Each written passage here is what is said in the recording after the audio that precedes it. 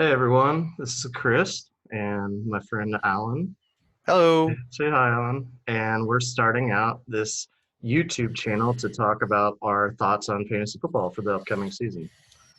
We love fantasy football. We love talking about it. It's all we ever do when we talk. So we figured might as well record some of our conversations and put it on YouTube. A little So sad. Yeah. So we're sad. We're sadly lovers of fantasy football. yeah, we're nerds. There's no getting around it. Yeah, for We're sure. nerds. I think our favorite two hobbies are fantasy football and a card game called Magic the Gathering. So I think we're grade A nerds for sure. So Oh yeah. go ahead and talk about yourself a little bit, Alan. I'm Alan. I'm married, which is always fun because we have to schedule everything. I do foster care. It's a lot of fun. That's my general background. I got into fantasy football. I have to tell you this story. Burris laughs about it every time. I knew nothing about football. When I say nothing, I mean like I used to live in Dallas. Burris is a Cowboy fan. You'll find out. That's why he's a homer. And I found out nothing. I knew nothing about football. And then I went to this draft. He said, "Oh, maybe there's a spot. I'll help you draft your team. I'll help you the whole year, right?" And he did. He helped me draft my team. I had no clue what I was doing. He drafted Hopkins and AJ Green, right? Was the two. Those are my two wide That was your receivers. first two picks, yeah. Yeah, and they did very well that year. And I Russell think they Wilson were. was your keeper. And that's right. And he did. That was like his year. He did Yeah, really that well was his too. breakout year fantasy wise. Yeah. And I ended up winning the league. I started 0-4 with the team that Burris helped me draft, for the record. And then I started doing good moves and better moves than Burris helped me with. And then I think I ended up 6-6. I think I was like 2-4, lost two games in, and then I just won out after 6-6 and ended up winning the championship first year. And it was funny because like one of the last weeks of the season, like right at the trade deadline, you made a trade that every single person in the league, with the exception of you and the other person, thought was the worst trade in the history of trades. Yeah. And it turned out to like win you the championship. I don't even remember what the trade I was. I don't just remember remember. I remember I was trading like Gary Barnage halfway through. I like picked up this tight end. It was crazy. I picked up Gary wasn't that the Barnage. Montgomery year? Wasn't Yeah. he the guy that just went off in the playoffs? Yeah. Yeah. And which is So, it's funny because your first year you win the championship, and that was my worst year ever in fantasy. I oh yeah. finished dead last in the league that year. First to Uh, worst. First to worst. First to Because you worst, won the year. I'd won it the previous year. Yeah, that's exactly right. So, anyways, I'll talk about myself a little bit now. I'm Chris, and I have a little 5-year-old daughter who keeps me pretty busy, especially through the quarantine. So, just Getting like whipped Alan, I into have shape. to really plan these things out pretty carefully for when she's not here, so she's not running around. I'm getting married pretty soon to my wonderful girlfriend Gloria, and I have been playing fantasy football for forever. um, A I long grew up. I time. grew up in a football family. I've watched football my entire life. In the early '90s, we watched as the Cowboys won those Super Bowls, and then like the mid '90s is about the time I started playing fantasy football, and it was mostly just with my immediate family. Like we would do like little 4-man, 5-man leagues with my dad and my two brothers, and sometimes my mom would join in or something like that. But anyways, and back then this was like pre-internet era, so we did it all on scratch paper. I still remember like my first ever draft. I took Jerry Rice, #1 overall in like Who's that? '95, and he's only the greatest wide receiver in NFL history.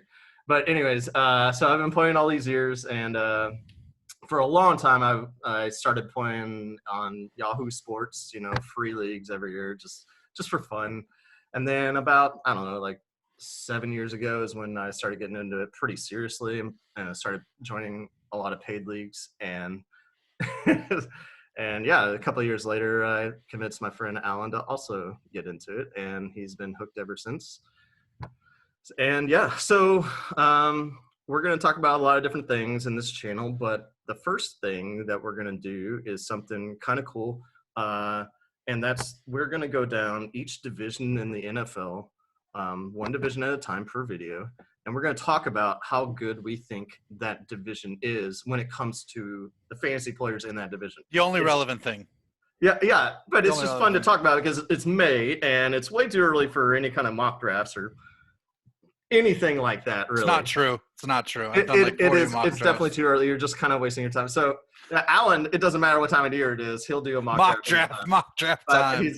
I feel like it's a bit of a waste of time. But this is just a fun activity to do. This is based off something Yahoo Sports has done for years. I'm not sure if they still do it anymore, but they would rank every team based on the fantasy players on the team, all at 32 NFL teams. I've always enjoyed reading those articles. And so that's what I'm kind of that's what we're basing this off of. And today we are going to start with the NFC East.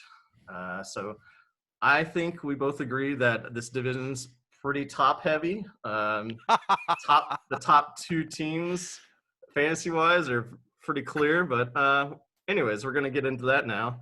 Sure. So let's go and start out with the team that I think we could probably agree on is the worst in the division, fantasy football wise. Keep this in mind, guys. We're not talking about who's going to win the division or anything in real life. We don't care about that stuff. I don't care about we it. Care I couldn't even know. How good are the players on that team going to perform in fantasy football this year? I don't know how many wins the Dallas Cowboys won last year. I don't particularly care. Yep. I'm a numbers guy. I don't care. So anyways, let's dive into the Redskins. What are your immediate thoughts on the Redskins fantasy-wise? So, I thought you were going with the Giants. No, I'm just kidding. It's obviously the Redskins. They are the worst. They are the worst team in the division. The only thing they got going for them right now is their coach. They just got a new head coach that I like, Ron Rivera. But that's the list. I mean, at least I stopped draft. Jordan Reed's not available anymore, so I can't draft him and not play him because of injuries. Because that's literally was my life. I'm like, maybe he'll just play one game and give me like 3 touchdowns. No, that didn't happen. Initial thoughts are most of this team is garbage, like for fantasy purposes. Thompson's gone. He used to at least get you some PPR numbers. Yeah. I don't even know who the quarterback's going to be. Well, it's going to be Dwayne Haskins. No. I mean, like, you say that, but, like, Rivera's guy as long as he's healthy, like, I think Rivera, there's no doubt he's going to give Haskins a chance. You don't take a guy number 6 overall last year and then give up on him after 1 year, especially since Haskins played okay last year, you know? And it's not like Colt McCoy is really pushing him for the number 1 role anyways. I was talking about Allen. Allen's an old Rivera guy. Like, I don't know. Maybe. Yeah, clearly he brought him in to provide competition. But I think that we could safely say that as of right now, there's no doubt Haskins is number 1 on the depth chart. But right now he's not a top 20 fantasy quarterback, right? So 20? Top 20. That means he's not going to be on a roster. I didn't rate him. In a 10-team league, he's not going to be on a roster after a draft.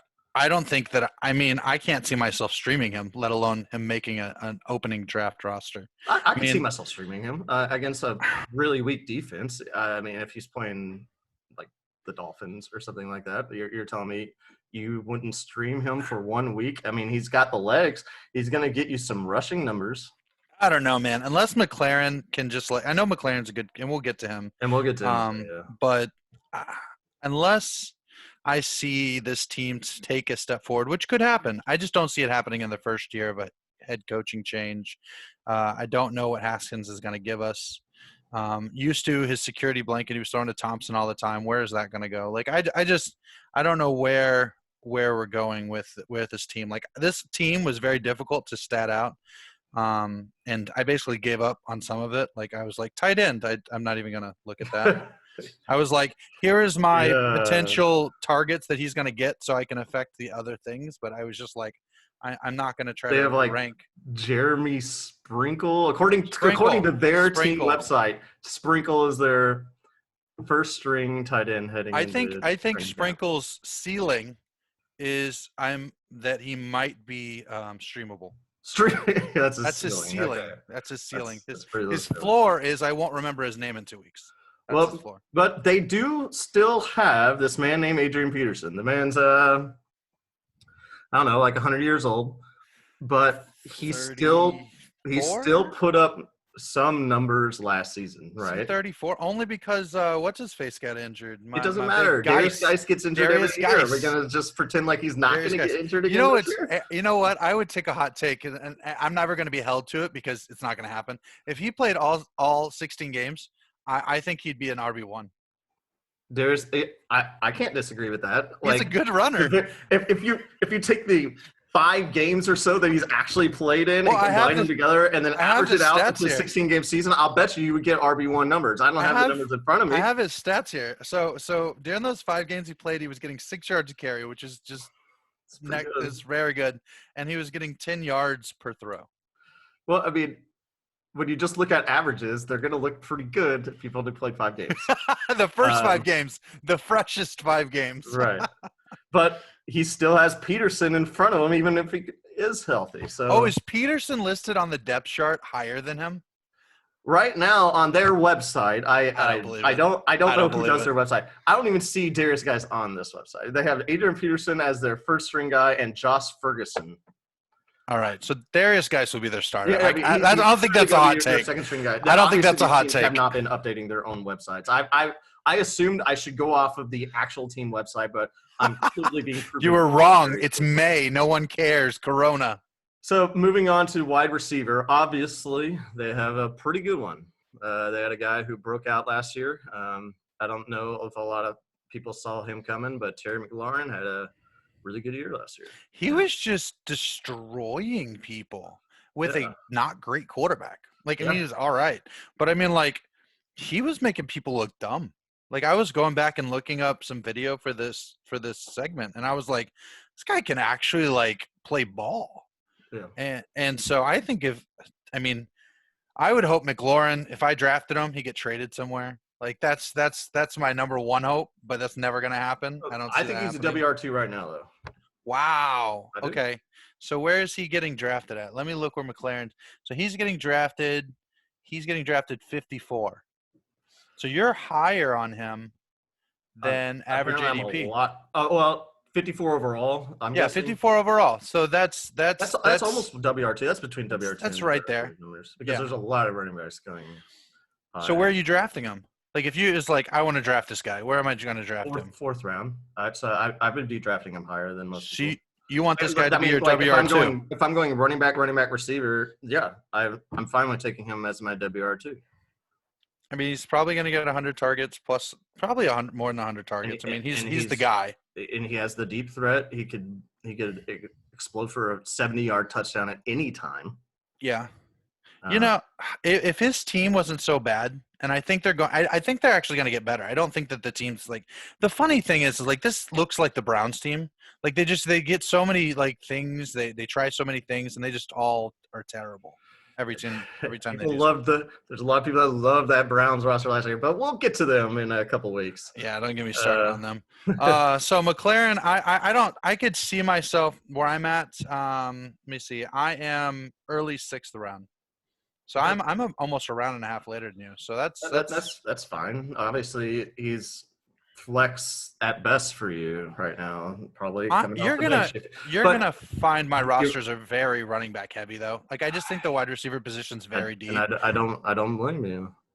So that's why I'm a little lower on some of these guys. Really good right now. So moving on. And last thing is, I think we talked about their tight ends briefly, but there's not much to talk about there. We don't know what's going on.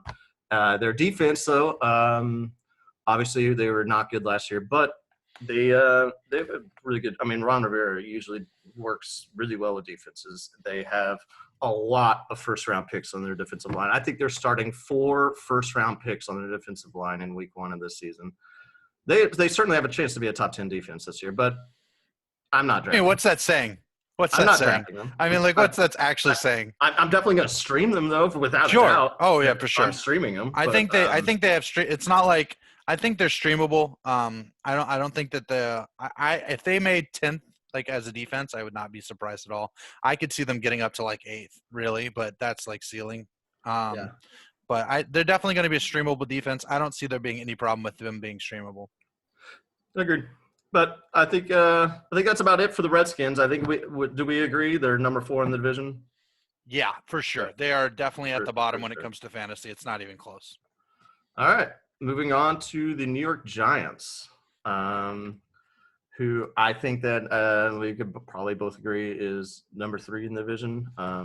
I mean, it's Eagles, Giants. Like, I think that the Giants, at least, like, when you have in my opinion, the second best player overall, you're like, yeah, that really bumps you up.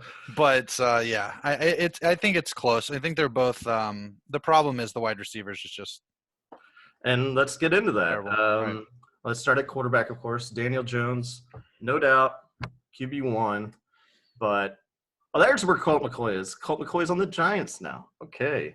and I don't Cooper care. Rush. I Wow, don't they care. signed the Giants. I mean the Redskins and the Cowboys backup quarterbacks to back up And they didn't. Daniel Jones. Who was it in this division that hired Garrett? That's the Is it Giants. is the They Giants? so They were so they just take hired Garrett, everybody. and Garrett brings in Cooper Rush. And this stuff That's doesn't great. matter.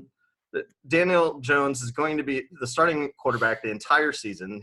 I don't see him getting injured. I mean, you never know, but he's not. He's not. He'll run a little bit, but he has a huge body. Like he's probably not going to get hurt too much. And but he's not. He's not going to be drafted, and he shouldn't be. He's down there with Dwayne Haskins. Like he's a little bit above Dwayne Haskins. I think he had a better Yeah. season than Dwayne Haskins fantasy wise, but he doesn't have the targets, and that's what we're about to get into.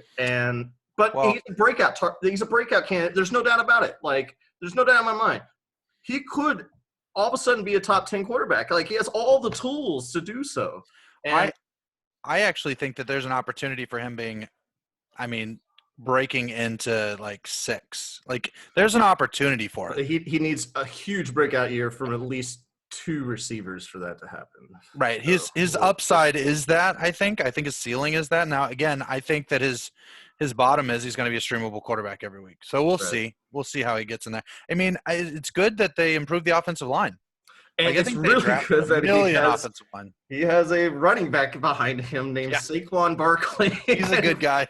When defense start putting 9 and 10 men in the box every play, because you have to, you're gonna get some open receivers. No kidding. So speaking of moving on to running back, Saquon Barkley, he's a beast. He had a down year last year, but that's only because 2 years ago he was far and away the best running back in fantasy football. Yes. And you're rarely going to repeat those kind of numbers from year to year, but he still had a really good year last year, despite playing behind a bad offensive line. It was bad. And a rookie at quarterback and everything against you. I think he has a really good chance of going right back to being RB1 this year. Obviously, right now, it's McCaffrey. Oh, yeah. But Barkley's right behind him, and he could reclaim his crown. I could seriously see him going for 1,600 yards and 14 touchdowns this year again, just like he did 2 years ago, I agree. So I have a pop quiz for you. Okay. So what number did Barkley finish last year in fantasy? What RB? What number RB? 6. 10th. Can you believe I'm not surprised. There were so many good running backs last year, and no one got injured. Like, it's not that no one got injured, but I'm saying like RBs are going to be a little. I know I'm going to be RB top heavy, but a lot of the RBs are going to be inflated because there was no injuries. No, like there was injuries, but there wasn't that many major injuries. We were talking on the phone just yesterday about like who our number 2 player is behind McCaffrey right now, and it's like I just started naming them off, and I'm like, there's so many guys that you can make a real strong argument for to be the RB2 right now, Yep. Right now you have it as Barkley. I have it, I think, as Zeke right now, but like it could be a number of different guys. There's just so many good running backs. But I would not fault anyone for taking Barkley number 2 overall in the draft right now. I have a question worry for you. They brought in Dion Lewis. Yeah. So he's a pass catching back. He's going to play most of the third downs. That's for sure. So, well, here's the question. I actually think Barkley's just a better catching receiver. I mean, it's not Dion Lewis isn't bad. I think that Barkley's actually a fantastic receiver. Right, but I think the Giants don't want to keep giving Saquon Barkley 400 touches a year every year. Why not? What has happened to guys like Gurley, who's not even he's on a team right now, but he got cut. I mean, like a year ago, Gurley was the highest paid running back in the league. A year and a half ago, he was without a doubt the number 1 running back in fantasy football. He had gone for a crazy numbers, and if he played, then all of a sudden he gets hurt, and then last year he does nothing, and now he's on a different team, And it's like people see if you keep giving your running back that many touches every year, he's going to wear down so fast, and that's clearly why they brought in Dion Lewis. But I think that'll help Saquon. I do. I think that really. I think it'll help him. I think it'll keep him more rested for when he does get those touches, when he's not playing every single down of every single game and getting every single touch like he did last year. I mean, like Yeah, they gave him the ball every play last year, right? Do you think though that limits his? I mean, if he's not getting those catches, do you think that makes him less of a PPR player? Like that makes a huge difference. Really? Oh, okay. Here, I have a pop quiz question for you. That's pretty easy. Who did Deion Lewis play for last year? Oh my goodness, is it the Pat? No, the Titans. Yeah. And who was the Titans' #1 running back last year? That man was Derrick Henry, the beast. And where did he finish last year in points? He did very well. I think he was 2. Yeah, 2. 2 among the running backs. So did it matter that Deion Lewis was there? No, that's fair. No. That's fair. And I actually think Barkley's a better runner than exactly. So I feel like we've answered your own question at this point. That's fair. Okay. Yeah. Moving on. Wide receiver. Wow. We got Corey Coleman, Sterling Shepard. I don't even Golden have Tate. Golden Tate. Did I even rank Coleman? Like I don't even know if I ranked Coleman. I have Slayton, Tate, and Shepard. Those are my guys. I don't even have Coleman on my list. Are you drafting any of them? I mean, it depends. It depends on where they go. You have to draft somebody. Yeah. At some point in the draft.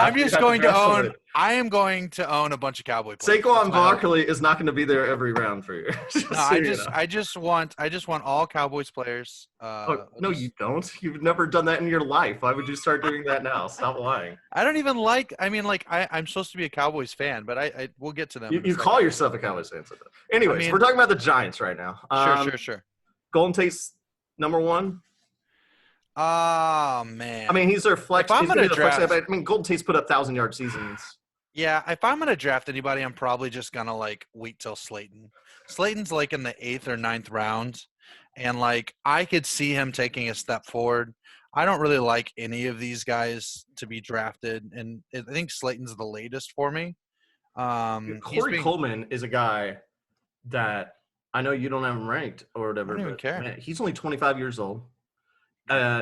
He has a serious chance to be a breakout guy. And that's what we were talking about with his quarterback, Daniel Jones. If Daniel Jones is going to take that massive step forward into top 10 territory, I think Corey Coleman's one of the guys that has to take a big step forward with him for him to do that. He could do that. I mean, you're talking about a guy who has all the potential in the world. You know? I just don't like this. This is a very messy wide receiver core that all are average receivers. I just don't. I mean, Golden Tate's, he could get there. He's gotten there before, but he could get there if Jones just started throwing these little short, dinky passes over and over again. But I think those are more. You're going to see Deion Lewis. I think he's going to be doing a lot of that, though. That's the thing. But so I won't own any of these guys probably where they're being drafted right now. Last year, Golden Tate finished with 49 catches for 676 yards and 6 touchdowns. Yeah, I want that at all. I don't want that. But that's WR3 numbers right there. Is it? The touch? I mean, I know, but I like swinging. If I'm talking late round picks, I want people that can you were talking about Coleman, even though I'm ranked because I didn't go that far down. I want people that like Coleman. If I agree with you, if you're telling me that he has the upside, then fine, I'll take it. I'd rather draft people that can give me wide receiver that are risky, but they're wide receiver 2s than somebody that's going to get me 600 yards. That's tight end. I'd rather, and that's tight end numbers for me. I just don't like it. Yep. Speaking of, moving on to tight ends, they have a man named Evan Ingram. He's pretty good. I mean, as long as he's on the field, this guy could be on the field lately. So. He got injured a decent amount last season, I thought. If you look at his you're right. He did. Yeah, he was injured a decent amount last year, and so I mean, if he can stay healthy, I put him at number 4. He's not going to stay healthy. 4 is high. I think who's better? 4, it's pretty clear. Let's see. So break them down. Give me them. Andrews. Obviously, Andrews, Kelsey, Kittle, Ertz. We're going to talk about which of those 4 guys is he ahead of? I think if he played every single game, he could get ahead of Ertz. But I'm down on Ertz. So Well, I mean, so Ingram had 44 catches for 467 yards and 3 touchdowns. and how many games? Like half the season. It's like half the season. Double his numbers. Where's he at? Who are they throwing to? They're going to throw to this guy more than the rest. So what makes you think he is going to play all those games all of a sudden? No. You remember what I started with? If he played all the games, he could be number 4. I'm not drafting this man. I'm just not. He played 8 games last year. He played exactly half of their games. So if you doubled that, I don't think he plays all 16 games. I think he had 2 monster games last year. Against Tampa Bay, he went 6 catches, 113 yards and a touchdown. And then the last game of the season when nobody was playing fantasy football anymore. Oh, sorry. This is actually his first game that he played. The list is backwards. Sorry about that. But against Dallas, 11 catches, 116 yards, and 1 touchdown. That was his best game of the year. I remember that. Yeah. You take away those 2 games, and you're talking 250 yards and 1 touchdown for the entire season. You're going to take away his 2 best games. If we did that for every single player, I mean, the only people that would be good would be Kelsey and Andrews, I guess. Ertz and assuming Andrews is still that good. And Andrews had better than just 2 games. Well, we're about to get to Ertz in a second here, but that's fine. All right, I have him at 5. You're saying you have him at 4, right? No. I said if he stayed healthy the whole time. Well, you can't play that game. I want to know where is he on your list? On my ranks, I'll pull him up. All right. I was just saying that his upside is there. By the way, we both have him much, much higher than most experts right now. I have him 7th. Okay. Well, that's not the number 4 you were talking about for a little bit there. I was excited. Anyways, moving on. They have a defense. Do they? Yeah, I guess they have a they put a defense on the field. They put a defense on the field. I think they finished like 30th last year or something. I don't have the numbers in front of me. It was not good. I don't think it's getting that much better this year. They improved the offensive line in the draft. That'll not help the defense. That'll tell you where you're at. So the Giants, 3rd in division. We're definitely agreeing on that one. Yeah, that's fine. Third division's fine. Moving on, we're going to go with the Eagles next. So the Eagles, they're just once again, I just want to state this is fantasy football wise. All right, we're not talking how good these teams are going to do during the regular season. Don't leave comments. Don't care. We don't care. The Eagles might go 16-0, absolutely destroy the Cowboys every time they play them, maybe. But we don't care. Not. What we care about is how good are the individual Eagles players going to do in fantasy football, and we start with the man named Carson Wentz. He okay, so let's start with the upside. 2 years ago, before he got hurt in the 13th game of the season, he was the number 1 quarterback in fantasy. He was fire. Yeah, he was winning a lot of games in real life and winning a lot of games for people in fantasy. And he probably would have won MVP if he hadn't gotten hurt. Him and Dak, both that same year. They were ridiculous. They were the same year. Well, I remember there was an argument for the rookie, Cowboys right? didn't make the playoffs that year, but Dak took a step forward fantasy-wise. There's no doubt about that. I think Dak finished with like 5 rushing touchdowns that year or something. And that was – but anyway. Which is always good. In a second. So with Wentz, downside, he doesn't play 16 games. I think he might have played 16 games his rookie year. I'm not sure. I'd have to go and look, but I know that he's missed time in every single season since. And that's the risk that you have with drafting him. If you're drafting him, and you're probably going to draft him as a top 10 quarterback, like when he's healthy, there's no doubt he's probably going to put up top 10 numbers for you. He has so many weapons, but you have to have a backup plan, Either you have to be willing to stream quarterbacks once he gets hurt, or you need to draft a backup quarterback. And they signed – well, they have Nate Sudfeld backing him up now. But they drafted a man named Jalen Hurts in the 2nd round. Big surprise. Surprise. Not a lot of Eagles fans loved that. They thought that they could have gone differently with such a high pick. But obviously the Eagles know that Wentz is a big if. And when he gets hurt, maybe, Jalen Hurts might be a handcuff. I hate handcuffing quarterbacks, but It's usually not a good idea. it's usually not a good idea. But if you're drafting Wentz as your QB1, maybe you want to handcuff him with Hurts. I mean, I will never be on the handcuff plan, but handcuffing quarterback plan. I mean, but I have Wentz in my top 10. So I see him playing enough games to get there. I like having players that if they have a minor injury risk, which I think he does. I think he's not going to play all 16 games, so he has a lingering risk. But I'd rather play somebody that's going to be a top 10 quarterback with the missing those games, and then me streaming wherever else, trying to stream the other games that he's missing. But I think he's good enough to be drafted. Now, mind you, I don't draft. We'll probably do a strategy on QB late round stuff. But I don't draft quarterbacks early. So even though he's my quarterback 9, I probably won't own him because there's just so much value at quarterback that I won't own him. But he is my number 9. So he's in the top 10 for me. Okay, that's fair. I agree. I'd probably say he's about number 9, just like you.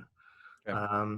So moving on, running back. So I think Miles Sanders is pretty good. He was another guy that had a really good breakout season last year as a rookie. I had him in all of my leagues after the draft, and yes, you did. Held on to him, and he put up numbers in the second half of the season for me. I was really glad that I took him. And but that's the thing about running backs. That do really well during their rookie season. Not a lot of people talk about this, but they always regress. Almost always. I would say pretty much every time, unless you're in a league. Every single time. You look at it doesn't matter who you're looking at. Todd Gurley, Ezekiel Elliott, Saquon Barkley, and we're talking that's the best of the best right there. Right. Those guys all had fantastic, phenomenal rookie seasons. Every single time they regressed in their second season. Yep. And but I definitely think that Miles Sanders is in a position where he might not do that because, well, Jordan Howard's gone. Yeah, I have Miles Sanders actually in my top 10. So wow, that's high. I have him in my top 20, definitely not. Oh, top 10 running back, top 10 running back, not overall. Yeah, so top 10 running back. Yeah, okay. I have him as an RB2. Okay. So I'm a lot higher on him than you are.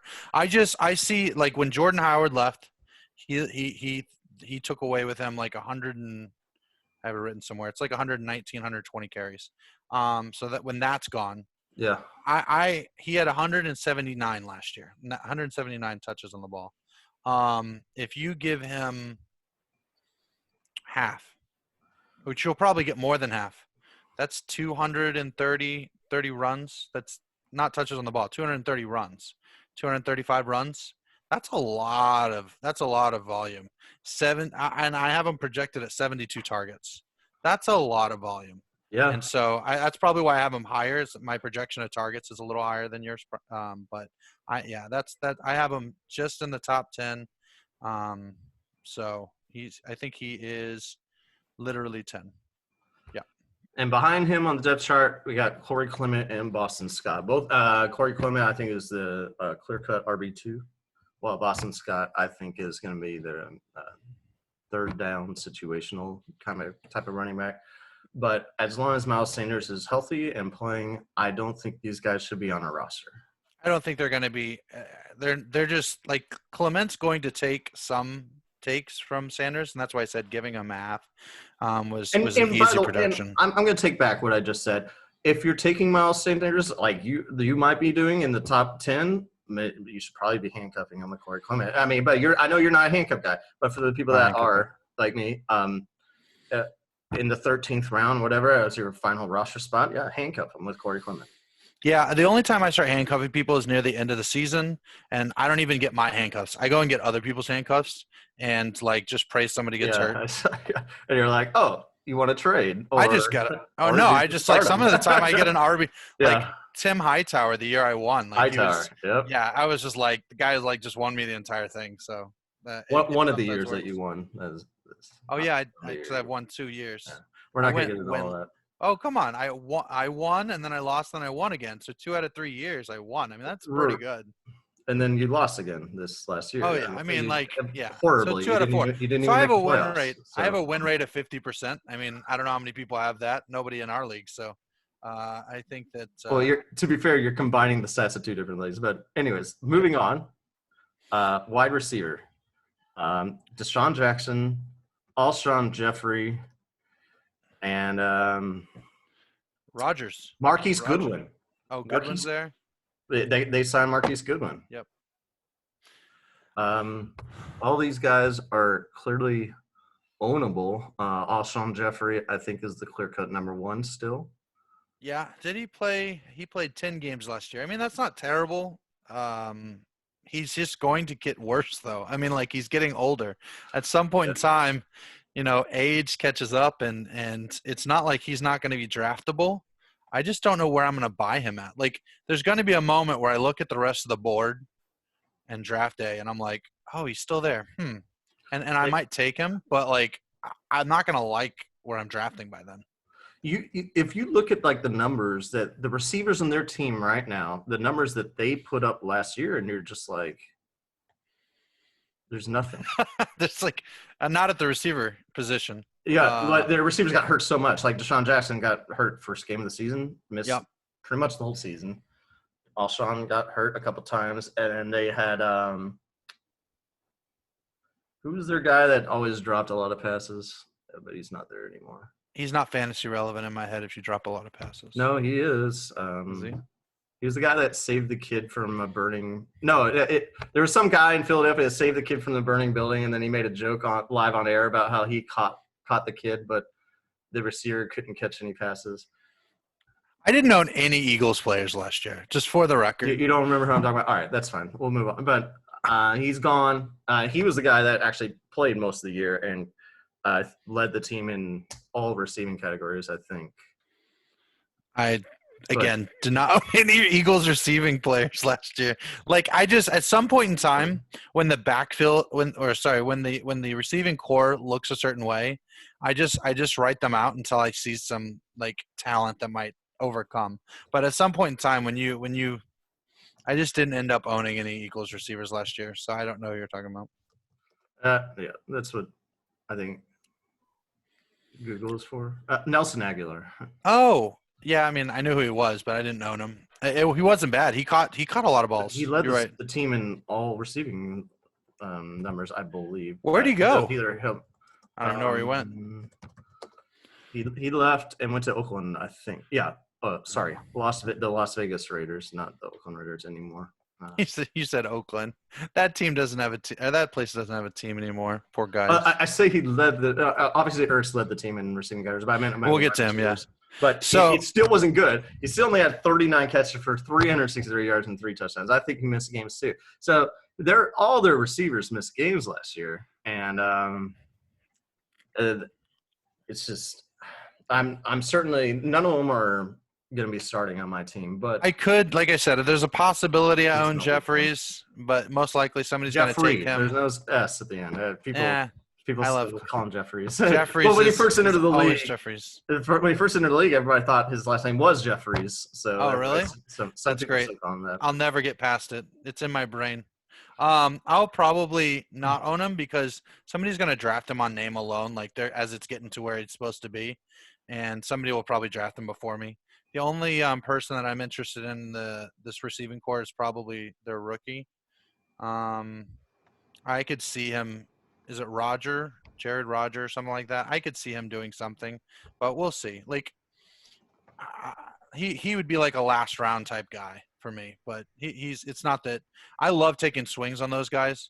I love receiving rookies because most of the time you're getting them so late that like they're droppable in the first game. But some of them might have a breakout and you're just like, I will trade you, sir, because they're probably not going to continue doing it. But yeah. All right. Moving on to tight ends. This is the sweet spot. It's the best part of their entire team. It is, but it's really good. They have their two entire guys team. That you want, like Zach Ertz 88 catches, 916 yards, and 6 touchdowns, which is a down year for him. Yep. And that's still really good out of Yep. a tight end. And then Dallas Goedert had a breakout season with 58 catches for 607 yards and 5 touchdowns. I think we both agree. We both have Zach Ertz as our number 4 tight end. Is that correct? Let me pull up the TD position. I think I do. Yep, Ertz is my number 4. Goedert, I think I have it like right around 10. I still think Goedert is in the top 10, despite being tight end 2. I mean, clearly Wentz is throwing to his tight ends quite a bit more than his wide receivers. I will own a lot of this tight end Goedert. I'm going to own a lot of them because a lot of people have them down there in like the 16, 15, 14 streamable range. Yeah. I don't understand why. I think that he's easily playable. Every year he's been getting more targets. Mm-hmm. I think that's going to continue to grow. I actually think that he's going to get maybe 10% less than Ertz. I think he's going to take a lot. And it's one of the reasons why I don't like the receiver. He might overtake Ertz as the number 1 tight end on the team. Like it looked like for parts of last season that he was already going to do that. Right. Ertz still finished with better numbers. So if I'm going to take 90% of the next player and get him in whatever last round or second, third, fourth to the last round, I'm probably going to take him. I'm going to end up with a lot of them. He had 87 targets last year, which is Ertz had 130. That's that's quite a gap, but 70%. 87 was still ahead of any wide receiver on that team. So, oh yeah.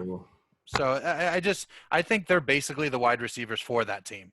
I mean, that's just the way you sort of look at it. And I having a wide receiver 3 or 4 as your tight end, like that's fine. I'm going to own a lot of them because I don't draft high tight ends usually either. So he's one of the guys that I'm targeting. If I wait on tight end, I definitely see myself drafting Goedert in one of the last rounds.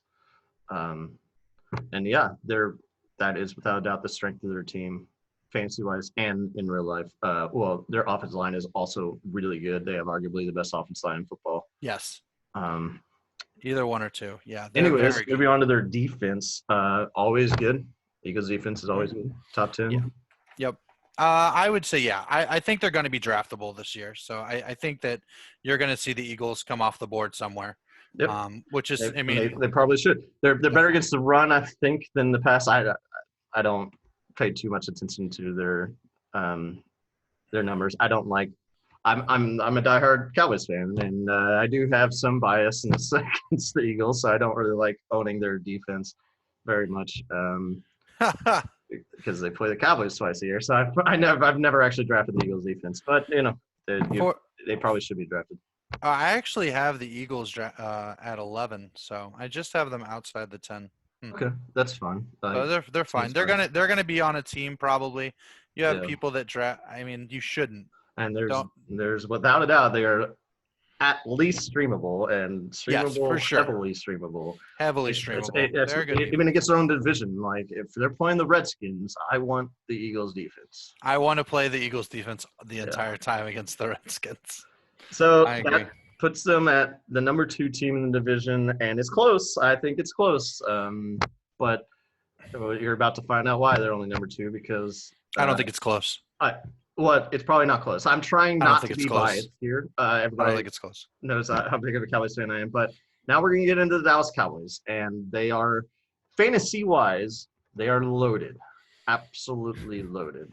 Here we go. You can already see the Cowboys biased. They are loaded. No, fantasy-wise, they are loaded. Yeah, you can say fantasy beforehand. That doesn't actually change. Well, because in real life, they went 7-9 last year. You wouldn't know it. You wouldn't know it by the You stats. look at the fantasy numbers, you wouldn't know that. All right, we'll start at the top. Dak Prescott. Okay, we already did this trivia question, so I will ask it to you again. So you already know the answer. Who finished QB2 last year in fantasy points behind Lamar Jackson, Alan?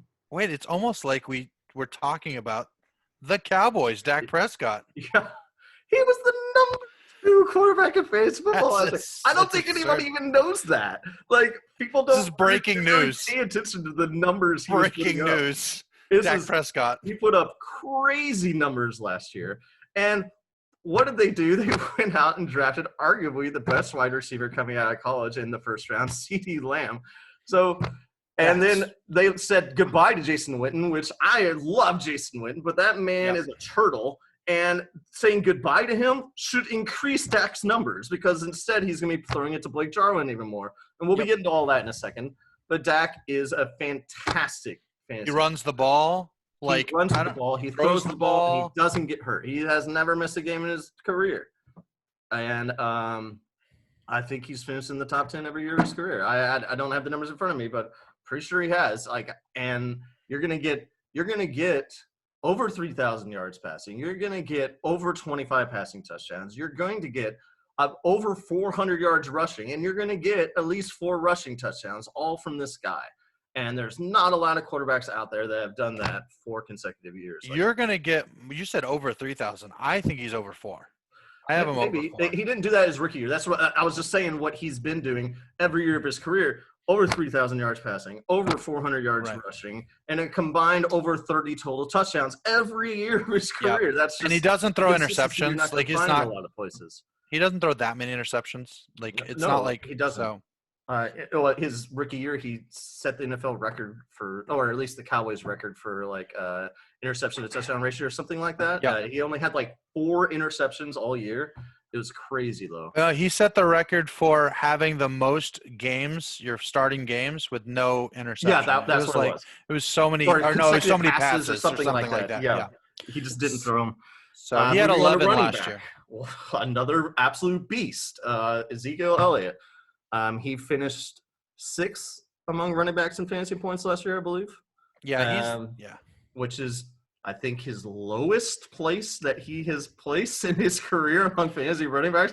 Talk about consistency once again. This is a guy that is going to give you at least 1,200 yards rushing and probably 10 touchdowns every year. And he's going to catch the ball out of the backfield a couple times. Not as much as a McCaffrey or a Kamara, but he will give you some catches. Especially like last year, they were really hyping on the fact that Zeke was going to start catching the ball more. Well, it didn't happen as much as they said it was going to happen, but it's starting to climb every year a little bit more. But he's a beast. Like he's top 5 running back on everybody's list, as he should be. For me, he's my number 2 running back. Where do you have him at right now? I have him number 3. So I have him right behind Barkley. And by the way, let's go back to Dak Prescott real fast. Where do you have Dak Prescott among quarterbacks? Yeah, I just changed from Dak Prescott. So let me say something about Dak Prescott. He is going to be utterly undervalued until people realize that he's was the number 2 last year. Yeah. I have him as number 4, but I could make the argument that he should be number 3. Pretty easily. The stat difference is very little between the two. All right, so obviously you have Mahomes, Lamar 1 and 2. Who's 3? Wilson. I have Wilson stat at number 3. I mean, that's really good. I'm at the same point. I think I would also have 4 right below Wilson. And I'm not going to own him because people are going to draft. Like the worst part is when I think he's leagues, because we have a lot of Cowboys fans in our leagues. People are going to draft him. But if you're in any leagues outside of a bunch of Cowboy fans, you're probably going to be drafting him because they're going to be taking other guys ahead of him. Yeah, I could see myself picking him up and I don't know. I hate drafting quarterbacks early, so giving a number is just never going to happen. I know. But probably 7th round, 6th round. Somewhere around. But back to Zeke. I don't know. All right, go back to Zeke because I have a lot to say about Zeke. I love some Zeke. Talk about Zeke. Zeke had 372 touches last year. That is massive. Yeah. That is a massive amount of touches. And also, if you think of Ezekiel Elliott, if somebody were to come to me and say, I want to draft Zeke number 1 overall, first I'm going to tell them they're wrong. But then I'm going to say, you know what? If that's the floor you want, is that guy's floor it's just so high, right? I could see him being number 1. I had no problem seeing him being number 1. He could definitely get there and be RB1 this year. So I love running backs that can be the RB1, right? Not saying they're most likely to be, but I love running backs that can be the RB1. He could be the RB1. That's what you're looking for. Jason Witten left. I think he'll catch a couple more balls. I only have one concern for Ezekiel Elliott, and it is Pollard. Yeah. Pollard's actually is a good running back. He's a top 5 handcuff running back. Yeah. in my opinion. And I got something scary for you. Hmm. You know who the new Cowboys coach is? I'm aware of who the new Cowboys coach Mr. is. His name Mr. is Mike McCarthy, Mike who McCarthy. likes to play a lot of running backs. You Yes, know, do you remember a guy named Aaron Jones? I do. Do you remember a guy named Jamal Williams? I do. Do you remember that headache? Did you ever own those guys? I owned both of them at one time. I own Aaron Jones last year. I've owned both of them at one time. And I traded you Aaron Jones, and then he did really well. Yeah, that was a miserable trade. I trade too much. You'll learn that about me. I had him during that Cowboy game when he went for 200 yards and 4 touchdowns. That's a lot of yards. I lost that game. You did lose that game to a Dak guy who Prescott. had Christian McCaffrey Or no, and it was Dalvin Christian. Cook. I was gonna say, I remember you lost that game and you were so mad. And Chris Lamar gets Jackson. very heated. No, the guy had Lamar Jackson, Christian McCaffrey, Dalvin Cook.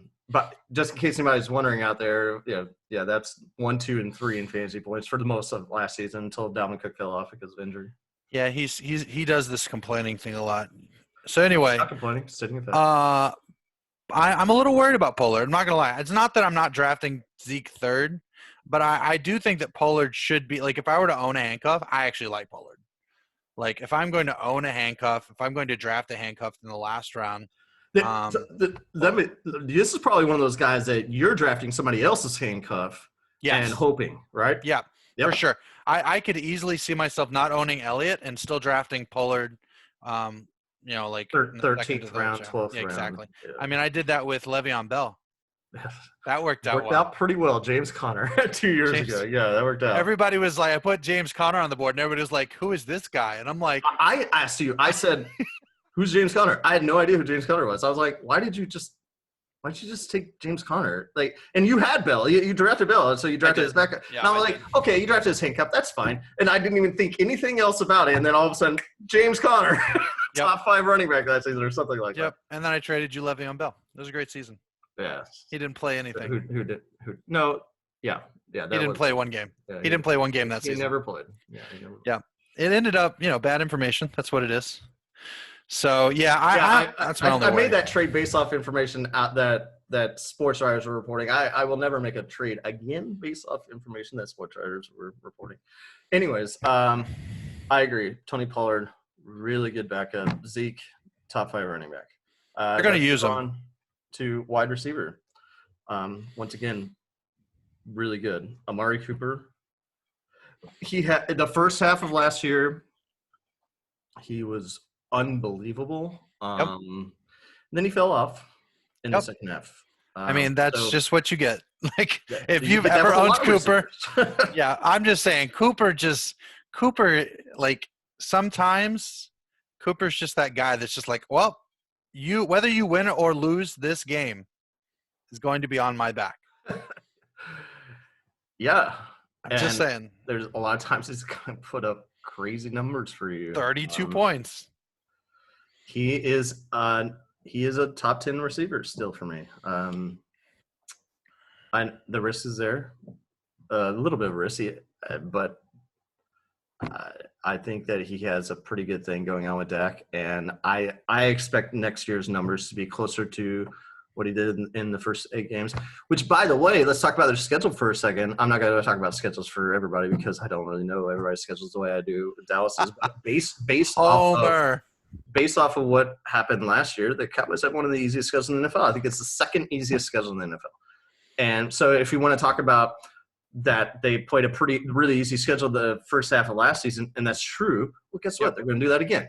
Yep. So, and in fantasy football, once again, we don't care about anything else other than what your fantasy football numbers are. And if you're playing an easy schedule, then I want you on my team, And Amari Cooper, once again, is playing an easy schedule. I have him as a WR1, top 10. The Cowboys could go like 3 – they could get 3 wins, and it wouldn't matter for us, right, Burris?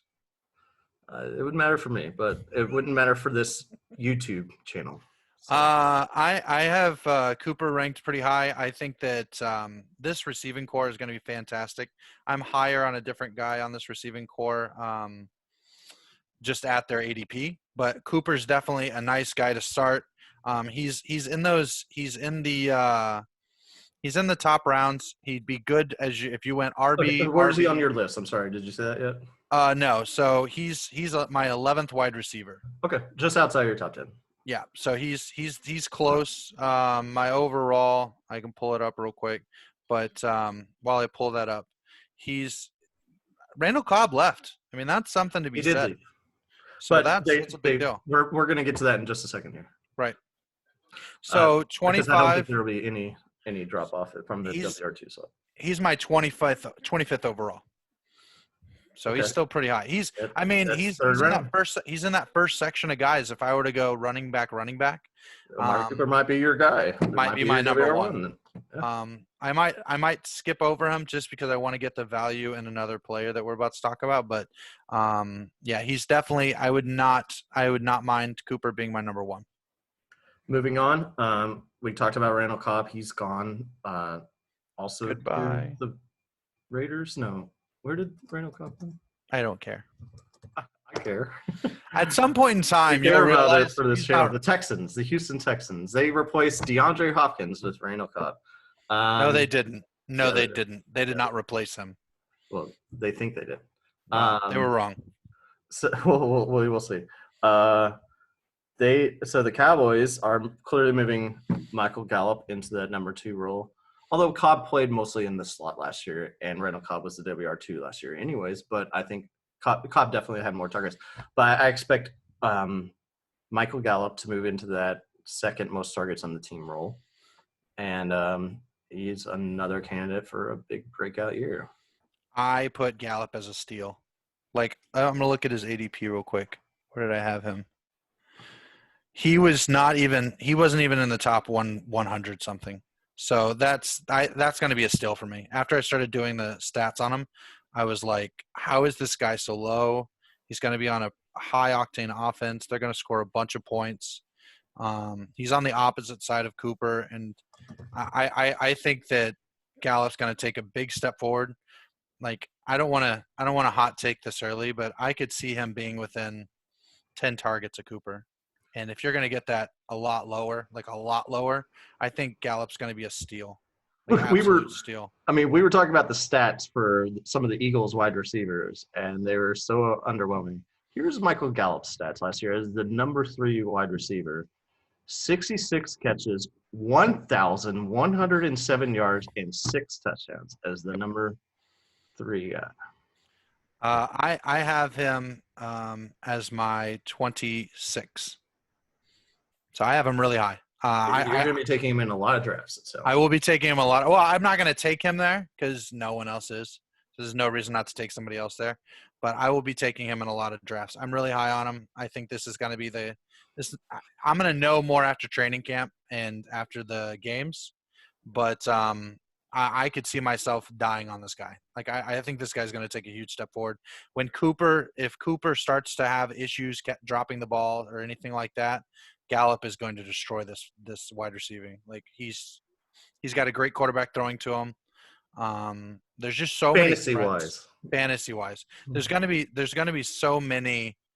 He just has so many weapons on the team. You'd think that they might get lost, but you look at Gallup's stats last year, he didn't. And I think he's going to get better. So I'm calling it right now. I think he's going to be a steal in the draft.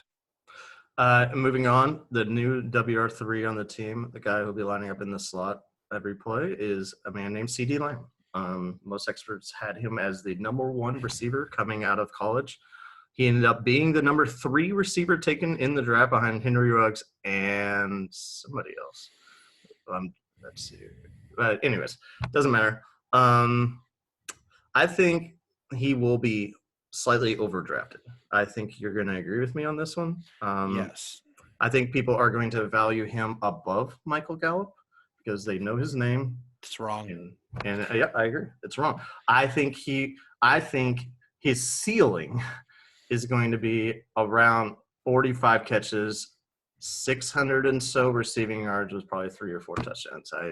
I see. Well, that's not his ceiling, but I think that you said his ceiling. So obviously, his ceiling is much higher. But rookie wide receivers don't produce in this league. They never do.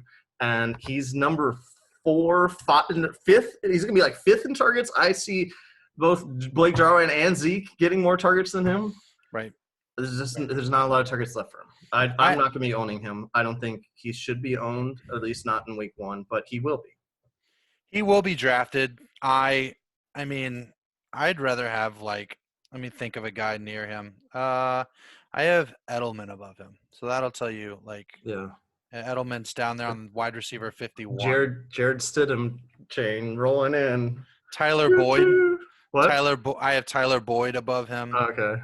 So he's just not very high. It's not that he's bad. I'm not saying he's going to be bad.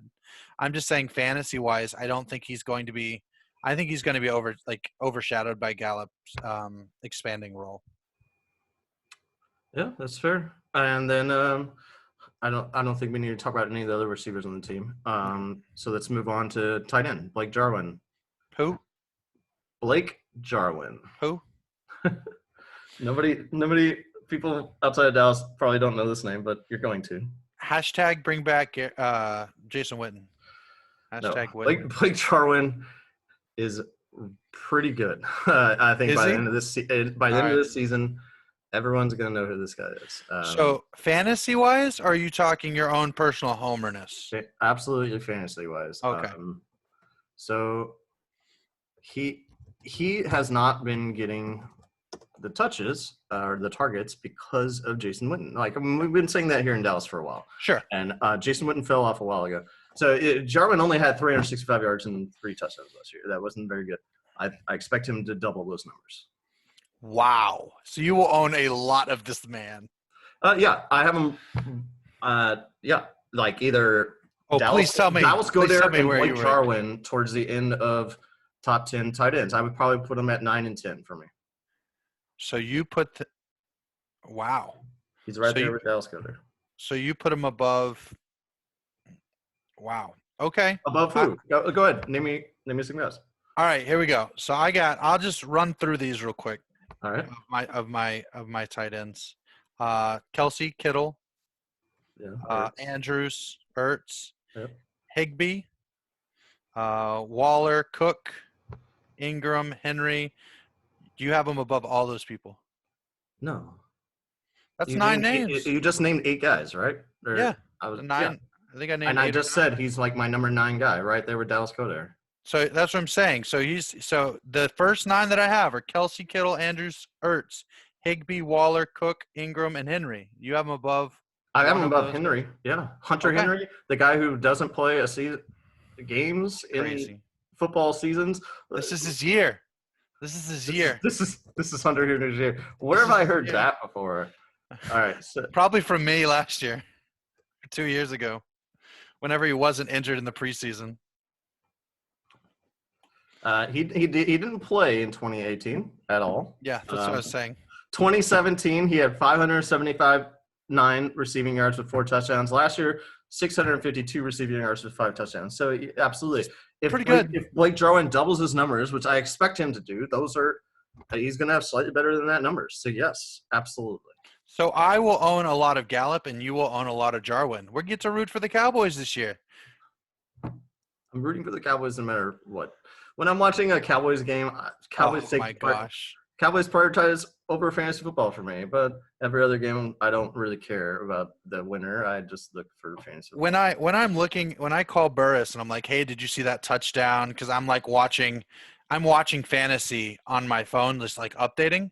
I don't actually watch football games. I know that sounds weird. I care about stats. I care about who's covering them. I care about a lot of things. I don't care about getting involved in football games because it's all math to me. And the funniest thing is I'll call him and say, hey, the what's-his-face finally got that touchdown I projected him to get. And Burris is like, I'm watching the Cowboy game. I don't care. And I'm like, what do you mean you don't care? I hate it. I hate it. He suspends fantasy football. What do you mean? That's the if it's a guy on one of my teams, I'll care. But if you're talking to me about a guy that's not on a single one of my fantasy teams, and I'm not playing daily fantasy that day, and he's on any of my daily fantasy teams, why would I care? Well, in fairness, I play so many daily fantasy teams every week that I probably own somebody. You play a lot more daily fantasy than I do. I've played it before. Love I think it's an addiction, at least for me it is, that I try to stay away from. I will sink so much money into that. That's probably wise. I would say overall, I'm positive, and I hate when people say that because they say it in poker and there never are. But I think I could go through I think I'm ahead enough that I could go through my financials and say, yep, I'm ahead. And it's probably $200 ahead, but But that's not that's much. fine. And we can get back to all that at another time. But wrapping this up, yeah, Cowboys defense. Don't own them. Don't draft them. I won on the Probably Cowboys don't, defense. probably don't stream them. How long ago were they good? They wasn't that long ago. They had The first 3 games of last year, they were a top 5 defense. Is that what it was? But Was the first 3 games? They also played the Redskins, Giants, and Dolphins in those 3 games. And Oh, then things got a lot worse after that. do you know who had a better start to the season than the Cowboys? The Patriots. Yeah, I defense-wise, no one had a better start overall. The Cowboys went 3-0, and they outscored all 3 teams by like 150 points or something like that. Well, they did play garbage teams. Yeah, exactly. But anyways, that's it for the Cowboys. Really good fantasy-wise, number 1 team in the division by For far. sure. They could be arguably one of the top teams in the league, fantasy-wise. Yeah, we'll get to that later, but they have a very strong case of being a top 5 team fantasy-wise, without a doubt. The division overall, probably middle of the pack. We'll see. We'll rank them when we get to the end of all this, but top heavy for sure. I mean, I would say like my first initial like not thinking about it is B+, and then I start thinking that the Redskins are a part of this division again, and then I can't give them that. It's really a solid C. like I just like it's like when you score like a bunch of A's and then you don't turn any of your work. That's the Redskins. They don't turn any of their work, and it just drags. And we'll get to some of these other divisions, but like divisions like the NFC South, they have like 3 really solid teams fantasy wise, and obviously the AFC West and some of those other divisions. But we'll get to that later. But next weekend, tune in. Next weekend we are going to do the NFC North, and so the Chicago Bears, the Green Bay Packers, the Detroit Lions, and Minnesota Vikings. So we will deep dive into those 4 teams. And I'm excited. Talk about them in detail. Oh my goodness, Aaron Rodgers. Where is that man? Rodgers. Where is that man? The Aaron brothers. Where is Aaron Rodgers these days? Like that man's you can probably pick him up out of the discount barrel bin right now. And shouldn't you? We'll find out next week. I had Aaron Rodgers last year, but you can pick him up out of that barrel bin. Here's my little teaser. Rodgers might not have been as bad last season as everybody thinks.